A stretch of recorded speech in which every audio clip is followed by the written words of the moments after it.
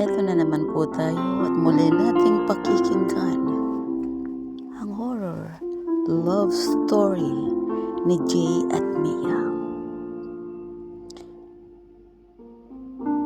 Si Jay at Mia, 3 years nang nagsasama sa isang maliit na apartment sa Maynila. Si Jay, yung tipo ng taong laging nauunang magising, magtitimpla ng kape, bubuksan ang bintana, tapos guguluhin ng buhok ni Mia, hahalik sa kanyang noo para magising na. Alam ni Mia, iyon ang lamig ni Jay para kusa siyang bumangon at magising. Isang umaga, habang papunta si Jay sa trabaho, na-aksidente si Jay ng isang rumaragasang van. Nadala siya sa hospital. Mabilis na tumungo si Mia sa emergency at tumagulgol sa iyak. Sabi ni Jay, "Mia,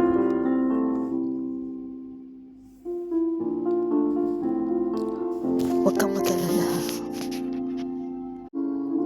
At okay lang ako, mahal. Huwag ka na mag-alala." Napaiyak si Mia at sinabing, "Magpagaling ka, mahal. Magpalakas ka. Babalik tayo sa dati. Magiging normal ang lahat. Kaya nga, mahal ko, huwag kang iiyak, huwag ka nang malungkot.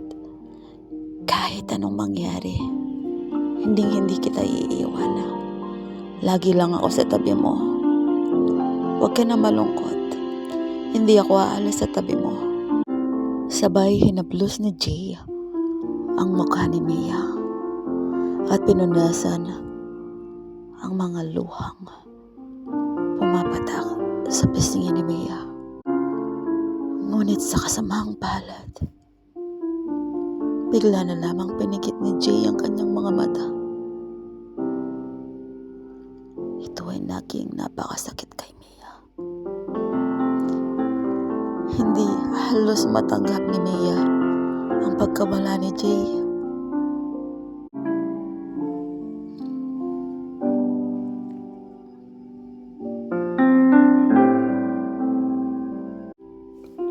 Four weeks after the tragedy, hindi ginilaw ni Mia ang mga gamit, toothbrush ni Jay. Damit na nasa sampayan pa.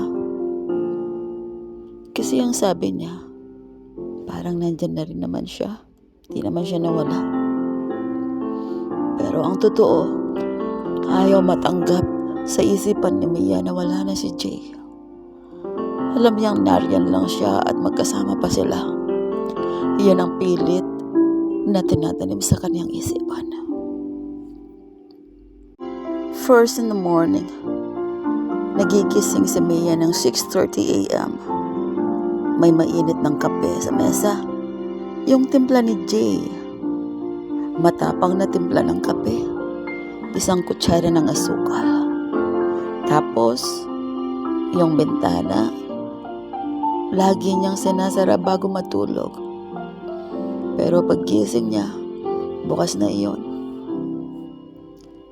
Tapos, yung buhok niya na magigising siya na parang may humahaplos at umaalik sa kanyang noo. Akala niya, guni-guli lang ng una at nangangarap lang siyang hindi naman nawala si Jay.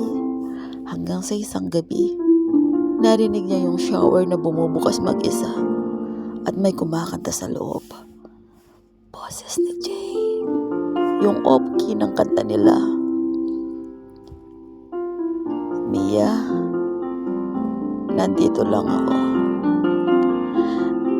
Nandito ako, umiibig sa'yo." Hindi naman natakot si Mia.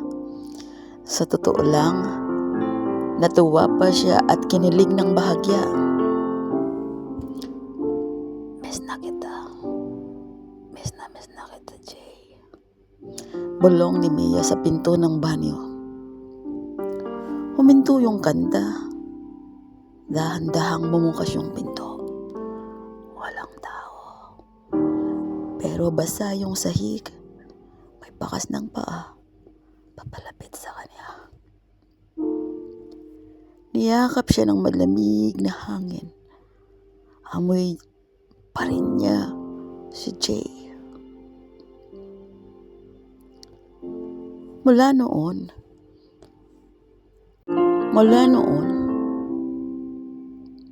bumalik sila sa dati.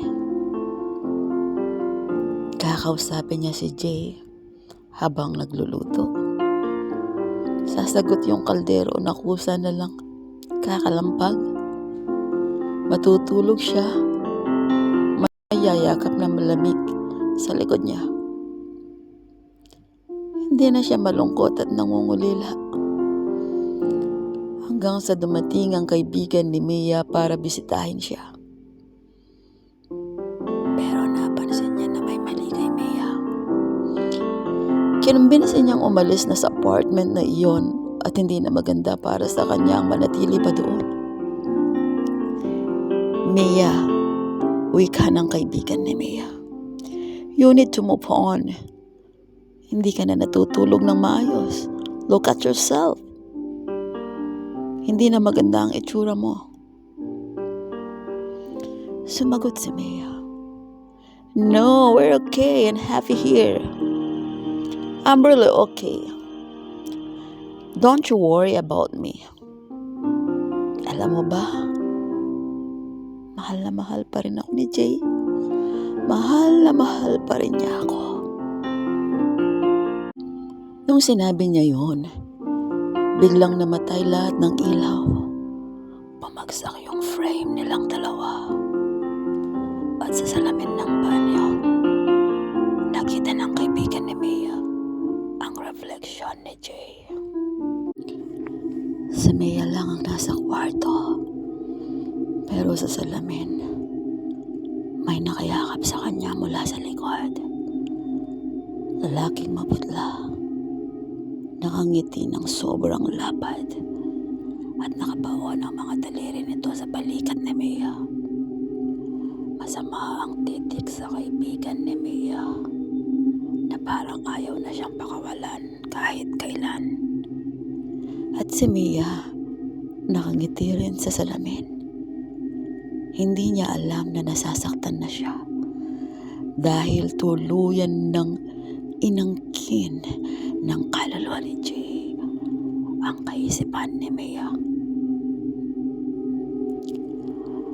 At dahil lang totoo, hindi lahat ng naiiwan gustong magpaiwan. Yung iba, gusto ring sumama. Hindi naglahon. Nagkasakit si Mia at tuluyan nang nawala sa sarili. Lumipas pa ang ilang linggo. Nakita na lamang si Mia. Wala nang buhay. Napakalungkot ng nangyari kay Jay at Mia. Ngunit minsan, kailangan nating tanggapin at pakawalan. Kahit gaano man natin kamahal ang isang tao, kung siya hindi nakabilang sa mundong ating kinagagalawan, kailangan na nating bitawan. Kung kayo si Mia, ano ang inyong gagawin? Mananatili ba kayong nasa anino ni Jay? O pipiliin tanggapin at mag-move on